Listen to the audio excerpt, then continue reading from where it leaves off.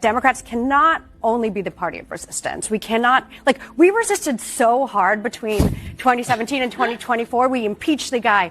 We prosecuted him, convicted him of 34 felony counts. And guess what? He still got elected. So I don't know how much harder we can resist now. Are you admitting that, that the case against Trump in New York was part of the organized Democratic Party resistance? It was a Democratic prosecutor. And at the time, I said I thought it was unwise. I went on Fox News and said there were Democrats who said this at the time. There were a lot. Just to be clear, everybody who now touts the 34 felonies, take it from Liz. This was not a real case. This was a plot to upend the presidential campaign, which backfired. I just think.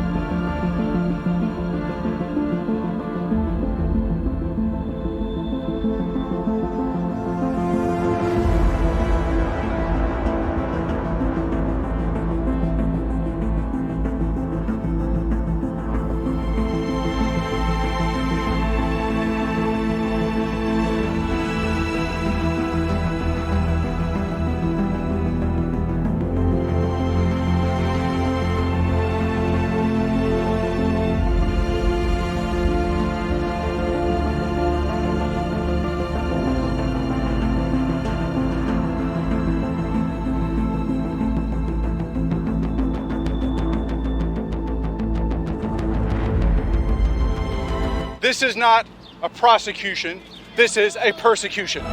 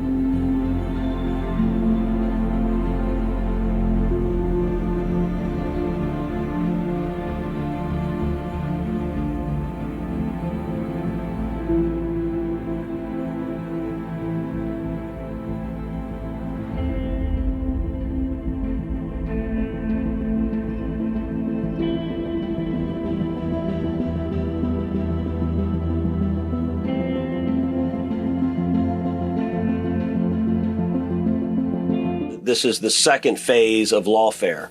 We saw during the Biden administration relentless lawfare. We saw the Department of Justice and the FBI targeting their political enemies, prosecuting and persecuting their political enemies.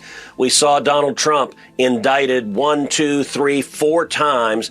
That was all about abusing the legal system to try to stop the voters from reelecting him. It didn't work.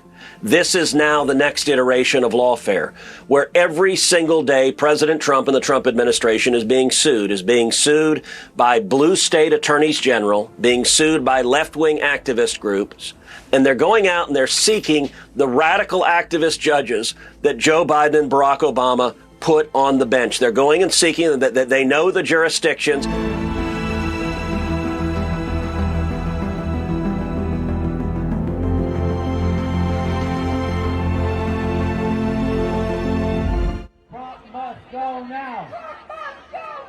A group of protesters gathered outside the U.S. Supreme Court on Thursday as the 9 justices heard arguments over President Donald Trump's executive order to restrict birthright citizenship. Hands up! 14th Amendment! The move would be a major shift in how the U.S. Constitution has long been understood and affect thousands of babies that are born in the country each year. U.S. Solicitor General D. John Sauer argued for the administration. This order reflects the original meaning of the 14th Amendment, which guaranteed citizenship to the children of former slaves, not to illegal aliens or temporary visitors. That's a good one. Birthright. That's a big one. Signed on his first day back in office, Trump's order directed federal agencies to refuse to recognize the citizenship of U.S.-born children who do not have at least one parent who is an American citizen or a green card holder. Liberal Justice Sonia Sotomayor said during the hearing that she believes the order violates multiple Supreme Court precedents concerning citizenship. If we're afraid that this is, or even have a thought that this is unlawful executive action, that it is Congress who decides citizenship, not the executive, if we believe, some of us were to believe that, why should we permit those countless others to be subject to what we think is an unlawful executive action? As unlawful as an executive taking the guns away from every citizen.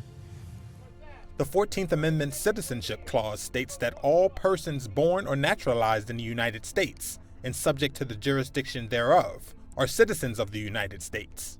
The plaintiffs argued that Trump's directive violates that amendment.